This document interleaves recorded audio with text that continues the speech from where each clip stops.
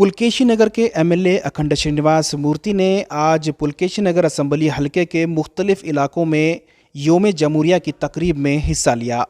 अखंड श्रीनिवास मूर्ति ने मुख्तलिफ प्रोग्रामों में हिस्सा लेते हुए परचम कशाई की।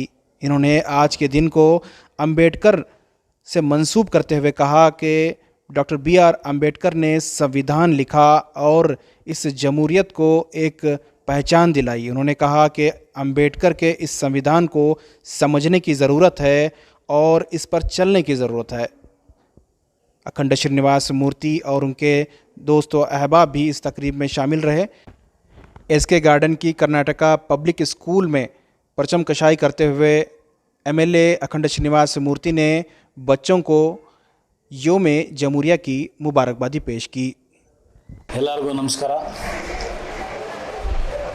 74ನೇ ಗಣರಾಜ್ಯೋತ್ಸವ ಶುಭಾಶಯಗಳು ಕೊಡ್ತಾ ರಾಜ್ಯದ ಜನತೆಗೂ ಹಾಗೂ ದೇಶದ ಜನತೆಗೂ ಹಾಗೂ ನಮ್ಮ ಪುಲಕೇಶಿನ ವಿಧಾನಸಭಾ ಕ್ಷೇತ್ರದ ಜನತೆಗೆ ಎಲ್ಲರಿಗೂ 74ನೇ ಗಣರಾಜ್ಯೋತ್ಸವ ಶುಭಾಶಯಗಳು। ರಾಜ್ಯದಲ್ಲಿ ಮಳೆ ಬೆಳೆ ಚೆನ್ನಾಗಿ ಎಲ್ಲರಿಗೂ ಅನುಕೂಲ ಆಗಲಿ, ರೈತರಿಗೆ ಹಾಗೂ ಎಲ್ಲ ಜನತೆಗೂ ಒಳ್ಳೆಯದಾಗಲಿ ಅಂತ ಈ ಸಂದರ್ಭದಲ್ಲಿ ಹೇಳ್ತಾ ನಮ್ಮ ಪುಲಕೇಶಿನ ವಿಧಾನಸಭಾ ಕ್ಷೇತ್ರದ ಜನತೆ ಪರವಾಗಿ ಎಲ್ಲರಿಗೂ ಗಣರಾಜ್ಯೋತ್ಸವ ಶುಭಾಶಯಗಳು।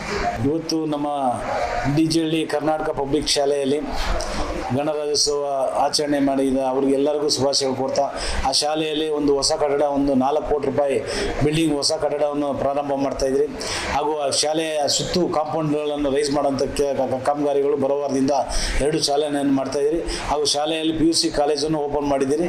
ಆ ನಮ್ಮ ವಿಧಾನಸಭಾ ಕ್ಷೇತ್ರ ಪುಲಕೇಶಿನ ವಿಧಾನಸಭಾ ಕ್ಷೇತ್ರದಲ್ಲಿ ಎಲ್ಲ ವಿದ್ಯಾರ್ಥಿಗಳಿಗೂ ಹೆಚ್ಚು ವಿದ್ಯಾವಂತರಾಗಬೇಕು ಅನ್ನೋದು ನಮ್ಮ ಗುರಿಯಾಗಿರೋದ್ರಿಂದ ಡಿಜಿಹಳ್ಳಿಯಲ್ಲಿ ಹೆಚ್ಚು ವಿದ್ಯಾವಂತರಾಗಬೇಕು ಅನ್ನೋದೇ ನಮ್ಮ ಗುರಿ। 7 ವಾರ್ಡ್ಗಳಲ್ಲೂ ಹೆಚ್ಚು ವಿದ್ಯಾವಂತರಾಗಬೇಕು ಹಾಗೂ ನಮ್ಮ ಕ್ಷೇತ್ರದಲ್ಲಿ ಒಂದು IT ಇನ್ಸ್ಟಿಟ್ಯೂಟನ್ನು ಓಪನ್ ಮಾಡೋಕ್ಕೆ ಪ್ರಾರಂಭ ಮಾಡ್ತಾ ಇದ್ದೀರಿ। ಅದು ಆದಷ್ಟು ಬೇಗ ಶೀಘ್ರದಲ್ಲೇ IT ಇನ್ಸ್ಟಿಟ್ಯೂಟನ್ನು ಓಪನ್ ಮಾಡ್ತೀರಿ।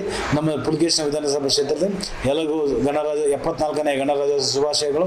ಡಾಕ್ಟರ್ ಬಾಬಾ ಸಾಹೇಬ್ ಅಂಬೇಡ್ಕರ್ ಕೊಟ್ಟಂಥ ಸಂವಿಧಾನ ಇವತ್ತು 74 ವರ್ಷ ಆಗಿದೆ। ಎಲ್ಲರಿಗೂ ಶುಭಾಶಯಗಳು ಕೊಡ್ತಾ ಇದ್ದೀನಿ।